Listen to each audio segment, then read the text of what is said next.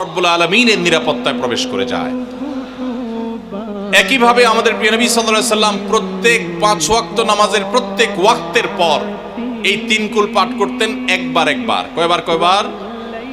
একবার সূরা ইখলাস, একবার সূরা ফালাক, আর একবার সূরা নাস।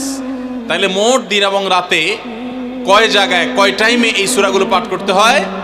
3 টাইম। একটা হলো সকাল সন্ধ্যায়, আরেকটা হলো রাতে শোয়ার আগে, আরেকটা হলো 5 ওয়াক্ত নামাজের 5 ওয়াক্ত নামাজের পরে একবার করে, একবার সূরা ইখলাস, একবার সূরা ফালাক, একবার সূরা নাস। ফজরের পরে, আবার যোহরের পরে, আবার আসরের পরে, আবার মাগরিবের পরে, আবার এশারের পরে।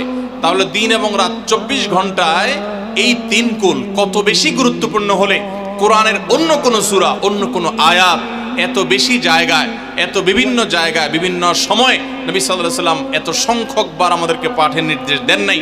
এখান থেকে বোঝা যায় এই সূরাগুলো কত গুরুত্বপূর্ণ, কত প্রয়োজনীয় এবং কত ফজিলত এবং মর্যাদাপূর্ণ। ভাইরা আমার, দিন এবং রাত 24 ঘন্টার ভিতরে 3 সময় এই সূরাগুলো মোট কতবার পাঠ করা হয়? আসুন আমরা হিসাব করি। সকাল, সন্ধ্যা এবং রাতে 3 বার করে যদি পাঠ করা হয় তাহলে কয়বার হলো? 9 বার করে। সকালে 3 বার, সন্ধ্যায় 3 বার, রাতে 3 বার। তাহলে মোট কয়বার হলো? 9 বার। আর 5 ওয়াক্ত নামাজের পরে 5 বার। কয়বার হলো? 9 আর 5 কত? 14।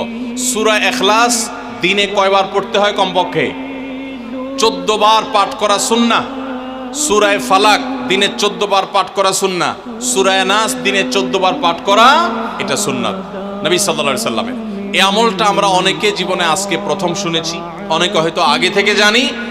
আমি এই ফজিলত এবং মর্যাদার কথা যে বললাম, আল্লাহ নবী সাল্লাল্লাহু আলাইহি সাল্লাম যে বলেছেন সকালে পড়লে সারা দিন, সন্ধ্যা পড়লে সারা রাত, রাতে শোয়ার সময় পড়লে, বিশেষ করে রাতে মানুষ ঘুমন্ত